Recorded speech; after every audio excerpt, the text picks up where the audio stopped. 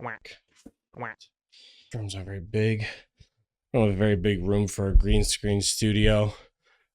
Don't look at it! Zenless on Zero's BS. How can you even play this game?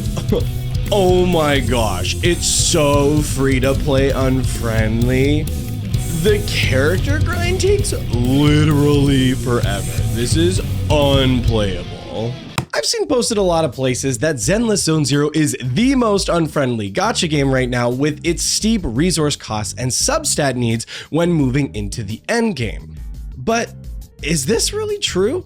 Is Zenless Zone Zero really the most unfriendly of them all? Let's see how the data actually lays itself out, and I think you might find the result a little surprising. Now you can calculate the free-to-play friendliness of a gacha game in a couple different ways, but I'm going to be taking a look at 3 categories that I think matter the most: the gacha, the daily time commitment, and character progression and end game requirements. Now, these last 2 are listed together because the end game requirements only matter as much as it is difficult to meet those end game requirements, if that makes sense. So let's go in and let's break each of these down. First off, we have the gacha. Now the gacha, to be honest, is nothing new. It's basically the standard Hoyoverse model of gacha that you've come to expect from their other titles like Genshin Impact and Honkai Star Rail. So there's not really much more to be said here that hasn't already been said. One of the additional items that I do think is nice is an in-game only progression system for the Bang Boo banner, which are little companions that you can bring into the game for additional assists, damage, and effects, and I think overall this is a pretty nice addition to the gacha. There is also a novice banner too that makes getting your first 5-star a little bit easier, which, I mean, is always nice to get a 5-star early. However, with the bulk of the models still being the Hoyoverse one, there is not much that separates it from the others. So on this matter, I'm going to say, well, at least the 3 games, Genshin, Honkai Star Rail, and Zenless Zone Zero, are pretty equal on this matter. No, I don't feel like talking about Honkai Impact 3rd. In terms of the daily time commitment that's needed to go through the game, Zenless Zone Zero is actually pretty great and it has by far one of the easiest dailies to complete. Open the video store, scratch a ticket, and drink some coffee, and you're done. Like, seriously, that's it from the daily missions. The weeklies too consist of you taking some photos of some cats, by far the simplest I've ever seen in a gacha game, but this goes for the stamina as well. When you drink the coffee in Zenless Zone Zero, it will give you an additional 60 stamina, giving you a total of 300 stamina a day to burn when running resource stages for your characters. When running the resource stages in Z3, you can enable 5 different rounds in one entrance into the farming stage using 100 stamina per run. If you can be quick about running these stages and you know exactly what resources you're going to be jumping in and farming for, you can literally clear these dailies in like 5 minutes. That's not an exaggeration.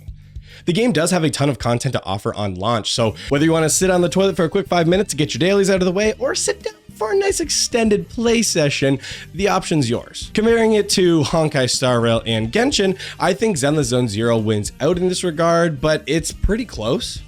In terms of Genshin's open world and the time travel alone to kind of move around and the relocation and the fights, it can be pretty annoying at times. It does take a little bit longer to get through the dailies on average, albeit not a significantly increased one. However, it is still a significant amount more when you take into consideration the stamina that you need to be burning through on Genshin. Concerning Honkai Star Rail, it definitely beats Genshin because of the dailies in Honkai Star Rail are quite simple and straightforward. You send out your characters on commissions, run some farming stages, and you're done. The only caveat here is that when you're doing this, it's mostly auto farming on those farming stages. So I mean, as long as you're able to just sit there with your phone open or your PC on, it really doesn't take a lot of effort to get through. I would say for late game accounts, I think Honkai Star Rail does still win out on this because in clearing the dailies, you're also using your stamina all at the same time. But I would say from a strictly dailies perspective, not the stamina side, I think Zenless Zone Zero pulls ahead. So it's still pretty close between the 2. All right.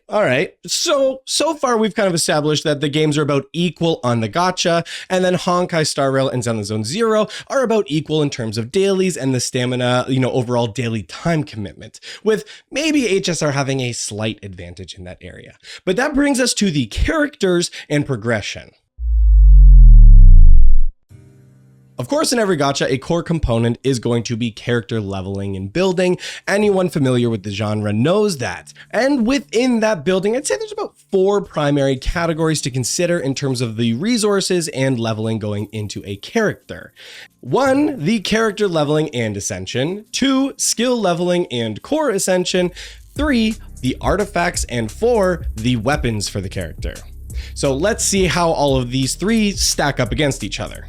Now, I'm probably going to repeat this at least 2 more times in this section, but for the idiots in the back, this is based on if your account was starting with literally 0 currency of all kinds. And then going from 0 and seeing how much stamina and time it would take to get the resources that you need to ascend these characters, weapons, and items.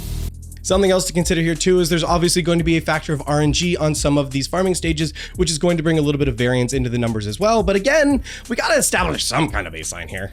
Just to make sure we've got all of our ducks in a row, here are all the resources that are needed to level a character in each game. Jeez, that's a lot of shit. I mean, okay, anyway. On the surface, it seems straightforward when you look at the list that it is quite extensive, and you would think that Genshin takes the longest just by simply looking at the number of items, followed by Honkai Star Rail and then Zenless Zone Zero. But we're not here to make assumptions based on these lists.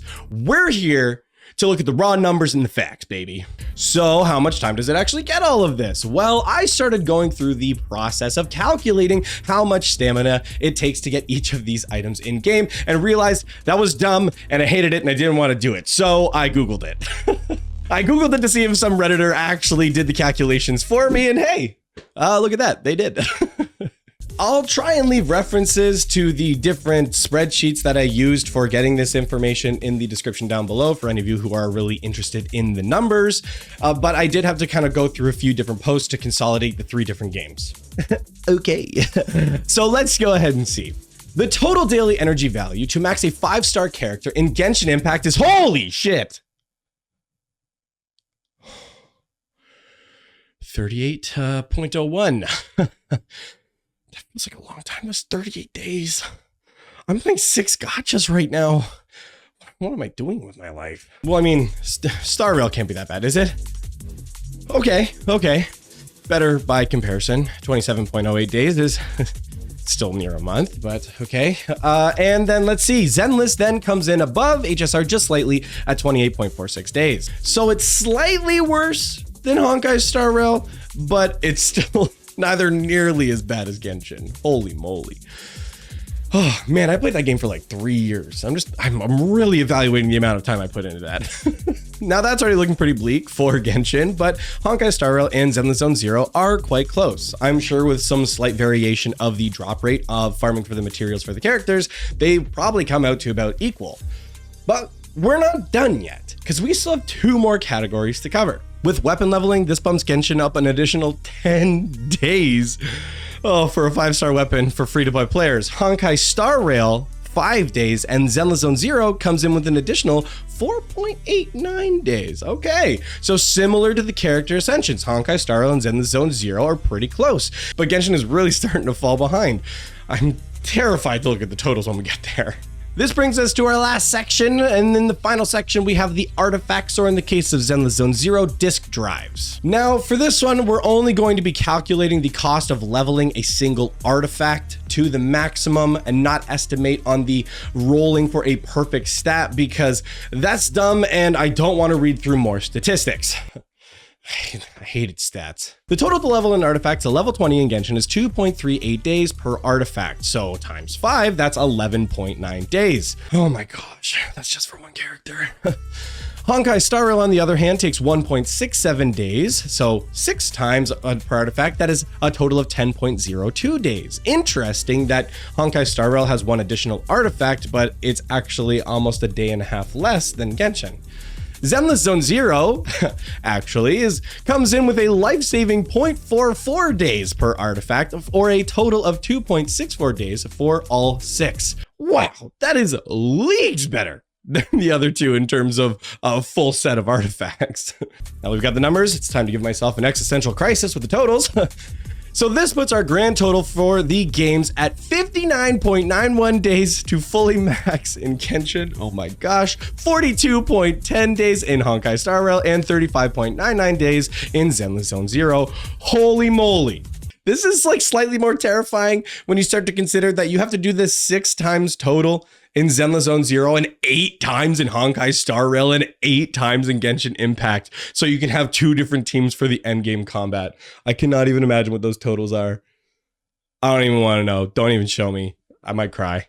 But anyway, on paper at least, Zenless Zone Zero actually comes out on top by a pretty large margin in terms of resources and time needed to max a character. But hey, dum-dum, before you leave a comment questioning the math, remember, these numbers are all based on the concept that you have zero, and I mean zero resources, and all the farming is from scratch. Everyone's mileage will vary based on the events in game and the progression of the story and quests. Also, your drop rates on farming the stages as well. Anyway, I just have begun to notice that is a huge differential in the days needed to max a character, and it might be shocking to see. I was actually quite confused when I was looking at these numbers, and so I wanted to see why it's so drastically different. Well, that's because when I looked into the individual resources, they just don't go as far as their counterparts in the other games. I did a small little case study on the character leveling XP books, for example, and in breaking it down, I found that Genshin needed 416 XP books, Honkai Star Rail needed 288 XP books, and Zenless Zone Zero needed 300 books, but each has their own XP value. When adjusting each book to its value and how much of the total XP amount that a character needs, it actually almost equals out for Honkai Star Rail and Zenless Zone Zero, just like you'd expect. For Honkai Star Rail and Zenless Zone Zero, each Elite XP item equals to about 0.003% of the total XP needed to max a character, where with Genshin, each XP item equals only about 0.002% of the XP needed. This is then off the back of that the farming stages for these XP items have about similar drop rates. It's my theory that this idea extends out to the other resources in the game, so extrapolating out, each resource does not go as far as its counterparts, therefore more resources are needed, therefore extending the number of days it takes to max a character. That seems to be where it comes into. Now I'm gonna say this again, for the Karen about to leave the comments, you know who you are. This is all based on the idea that you have zero resources and it's from farming everything from scratch on your account. Everyone's mileage will vary based on the RNG drop rates and based on your own progression in the game from the story and the side quests. So just shut the fuck up before you start leaving another comment. Gosh, I hate numbers. Speaking of hating numbers, numbers are only part of the picture and something that we have to take into consideration when we're looking at the free-to-play friendliness. And now I think it's pretty clear cut that from a resources perspective that Zenless Zone Zero wins out. But there are some other factors that we need to consider here and some things to keep in mind, and that is the build necessity for each game in its different game modes. Being a turn-based game, for example, Honkai Star Rail has a high gear requirement to get a full clear in Memory of Chaos or Pure Fiction. With the turn-based games, there is some strategy that you can employ with having certain characters in your team or using certain abilities at specific times, and that's definitely going to give you a leg up in the endgame game modes, but ultimately you're limited by the turns taking place, and so it's going to come down to stats on your characters. You can't really make up for stats with skills very much like you can in the case of a game like Zenless Zone Zero, where there is action combat and skill actually has, some effect on the outcome of the game. Unfortunately, Zenless Zone Zero has been rendered to a glorified stat check of its own right now, with each of the bosses just being HP sponges. Skill only makes up for so much of the additional damage needed for clearing some of the endgame content. So as a result, the time you would spend farming to get the right artifacts on a character definitely are greatly increased on both of those titles. To be honest, this is where Genshin can actually start to pull ahead a little bit. The build requirement for characters in Genshin Impact are extremely low by comparison. By exploiting the different elemental reactions in the game, like Hyper Bloom, clearing some of the endgame content is still very achievable, even on accounts that haven't logged in over a year. At the end of the day, with the numbers on paper, at worst, I would say Zenless Zone Zero is about equal to Honkai Star Rail in terms of resource requirements and management, and at best, it's actually 15% better than Honkai Star Rail or nearly 40% better than Genshin. I think the root cause of why people think Zenless Zone Zero is so free-to-play unfriendly is because they're still experiencing the new account shock, and I think they think the resources are way more stingy than they actually are because they're used to endgame accounts on the other titles. Grinding becomes a bit easier and straightforward when you're in the endgame of one of these titles, where each patch you can just focus on a single new character that drops instead of needing to think about, multiple teams to be put together on the launch patch of the game, which is I think what people are experiencing with Zenless Zone Zero. I would argue the same thing actually happened to Wuthering Waves when it first dropped, and a lot of people were shocked by the echo grind, and a lot of people were really starting to be concerned about that, but that's another video, but same effect regardless. So let me know what you guys think in the comments down below if you agree or disagree, and tell me about your personal experience with Zenless Zone Zero.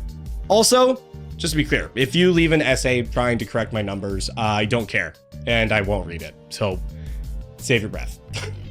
Thanks for watching, and I'll see you next time.